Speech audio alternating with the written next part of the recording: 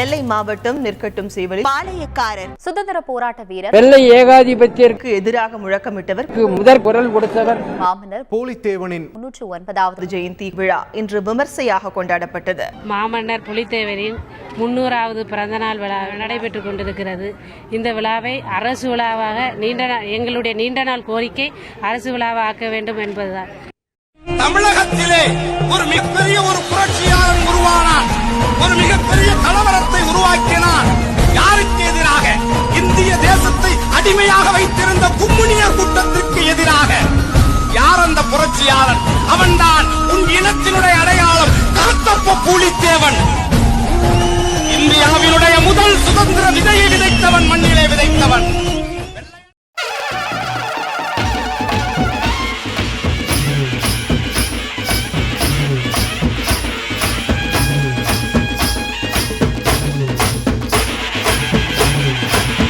யானையை குட்டிய 500 பிரயார், யானையை குட்டிய 500 பிரயார்.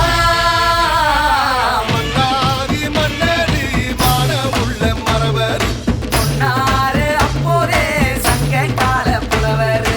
உதங்குட்டி வாராக கோயில் பால வாங்கத்தான் கும்மி கொட்டும் குமரிங்க பாடுபட்டாலும் பாடுபடாதவர்,